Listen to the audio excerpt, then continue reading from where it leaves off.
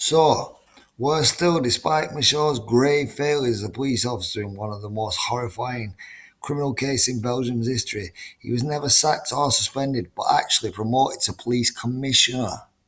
Yep, that sounds great. Anyway, meanwhile, Dutroux was also making frequent trips to Eastern Europe, sometimes with his wife, apparently to talk to clients. These his clients. The couple now had three children, and most of their income came from the sale of videos to paedophiles. More than 300 pornographic videos were found at a number of his homes, many featuring Detroit himself. But even as the search for Juliet and Melissa continued, only Detroit knew they were already dead. Arrested for theft in late night December, he went to prison for 4 months, telling no one except Michelle Martin and lodger handyman Michael Liev. Liev. That's him there. Right. Do, do, do. Later, he claimed he left Liev £1,000 in Belgian francs to feed them. Liev clearly did so for a while, but on his release, Dutroux found the girls barely alive and they died a few days later. That's his story. He buried them in a 9-foot deep grave in the garden of his house in the village of Saz-le-Bouzier. Weinstein, their kidnapper, who had been in dispute with Dutroux over some stolen cars, was drugged and buried alive with them. Dutroux now needed to replace, well, at least that's one dead paedophile.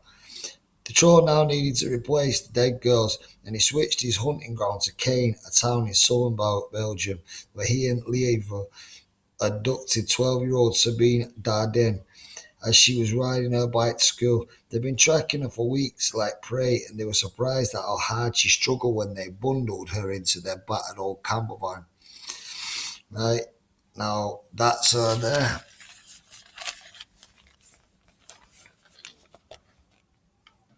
Like a little baby, that's her though. After she got away from one, so look, that's her after her ordeal.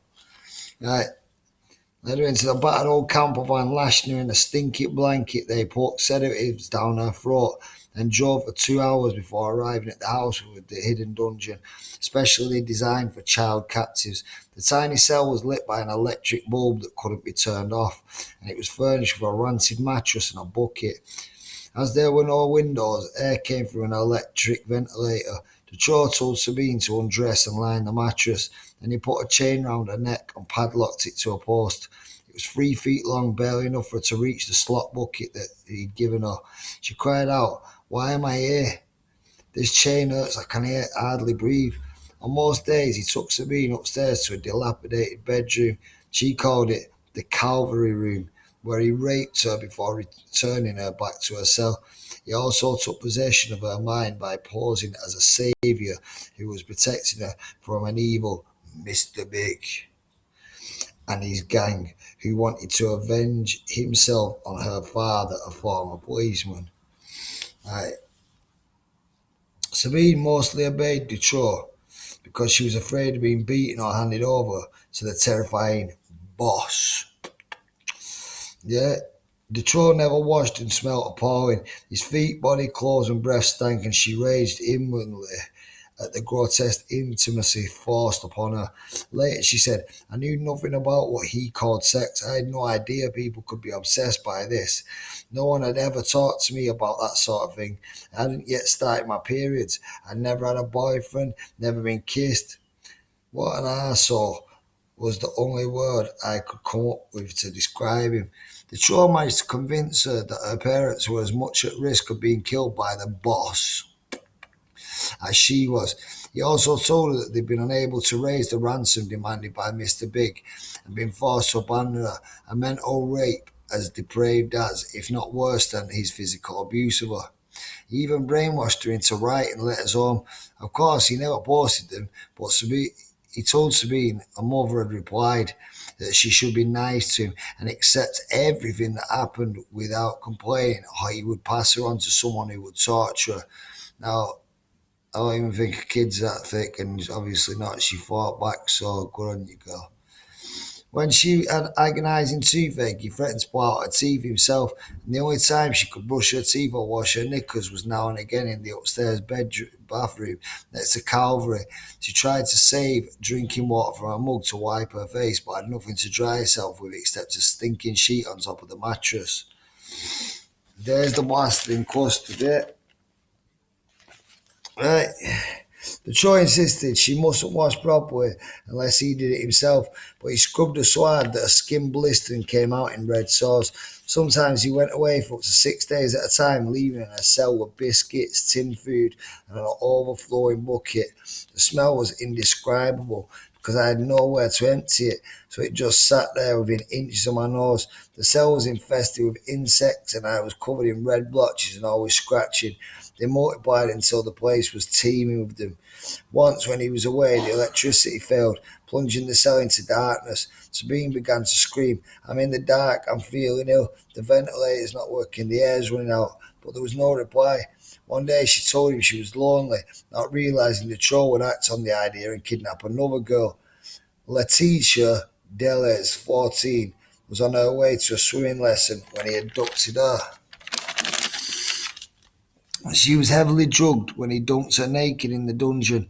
As she came round, she asked Sabine's name and blinked her swollen eyes in sudden recognition. "There are reports of you all over Belgium," she said. "Your parents are desperate to find you." Can you imagine how that felt to that girl?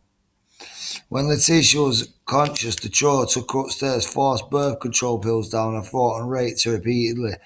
But time was running out for him. A week after Letitia was seized, a teenage boy told police he'd memorised part of the registration number of a white van he'd seen there where she'd gone missing. The van was quickly tracked to Dutroux at Saz-le-Bussier, and in it, police found traces of blood and hair. Dutroux was taken for questioning and made a full confession that included details of yet another kidnapping and Marshall, 17, and Yves Lambrex, 19, were seized near their holiday bungalow at a village near Ostend in the summer of '95. They'd been to a short Blankenberge on the Belgian coast, close to the city of Bruges, and were filmed boarding their tram back to their chalet at 1:20 a.m. The last sight of them was in front of the Hotel Brazil, a seedy bar known for sex trafficking and prostitution,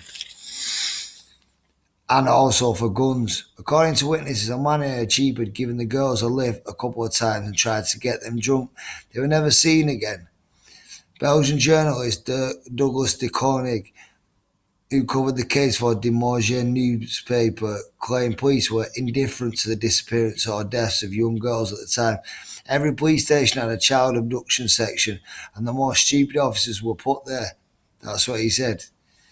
Belgium was a paradise for perverts in those days. Livre, who was also arrested, told police he and Dutroux had taken the girls to the house in Charleroi. Dutroux, however, corrected him and eventually led police to another of his houses in Jumet, where they unearthed the bodies of Anne and FJ. They'd been alive when Dutroux buried them. Buried alive. It took an astonishing 8 years for Dutroux to come to trial, and during that time, and rumours grew that it was the centre of a nationwide web of paedophilia stretching across Belgium and involving judges, politicians and high-level businessmen for whom he was merely the procurer. He was merely the procurer. Right. The trial began in March 2004 and it lasted 4 months. And it heard testimony from 450 witnesses, enclosed in thick glass. The box in which the Dutroux was Michael Lelivre, Michel Martin and Michael Niho, a businessman implicated by the Dutroux. Niho was known to attend sex parties and stood accused of being the brains behind the Dutroux's kidnapping and abuse operation. Dutroux was charged with the murder of Marshall F.J. Lambrex and Bernard Weinstein, plus a litany of other crimes including car theft, abduction, attempted murder, attempted abduction, molestation, 3 unrelated rapes of women from Slovakia. Michel Martin, Lelivre and Neil were tried as his accomplices. Dutroux denied killing Julie Lejeune and Melissa Rousseau, but admitted imprisoning them in a cell to protect them from a powerful and sinister child sex ring. Oh, he was doing the good thing, yeah. He admitted killing Weinstein and claimed two unidentified police officers had helped him kidnap Anne Michelle and F. Lambrex. He said he wanted to hide them, spare them from being sent to a prostitution ring. He added that he raped F. and Weinstein raped Anne. With extraordinary bravery and poise, both Sabine and Letitia gave evidence against Dutroux and those who'd worked with him. Sabine's book, I Chose to Live, describes how she faced him in court and even returned to the cell where he'd held her captive. Given the terrifying opportunity to actually confront her abuser, the one word she spat at him made headlines the next day. Scumbag. Scumbag. When Michelle Martin tried to apologise to her in court, presumably to help her own case, Sabine stonewalled her. She'd been involved from the early 1980s and let the other people's children be raped and stabbed. Now she had the nerve to start talking about her own. She made me want to vomit. That's what was said. Letitia told the court how the Dutroux and Lelievre snatched her as she left the swimming pool, and how she and Sabine hardly had room to move in the cellar. There was the wall, then Sabine, then me, then a wall. With unbelievable naivety, one juror even asked her how the Dutroux had raped her if she was menstruating. What a ridiculous fucking thing. The X-Files were testimonies from 10 people who claimed to have been victims of Dutroux. They came forward after Judge Jean-Marc Conrad made a public appeal for information about Dutroux and his crimes. One of them was Regina Louf, who testified that she was taken as a child to regular sex parties attended by judges, politicians, and bankers. She said the parties included sex, sadism, torture, murder, and alleged that Nile was one of the main organisers. The parties, she said, were secretly filmed for blackmail purposes. When questioned, Nile admitted organising sex parties at Belgian castles, which included VIP guests, as you'd expect at castles. Yeah, as a young man, Dutroux brought drugs to the parties for the girls to numb themselves, said Regina Louf. As a reward, he was allowed to use them for his own pleasure. He was allowed to use them. Fuck me. The death penalty was abolished in Belgium in '96. Many Belgians would have reinstated it for Dutroux. Instead, he received life imprisonment on June the 22nd, 2004, and he appealed the sentence the following day. Michelle Martin received 30 years and Lelievre 25.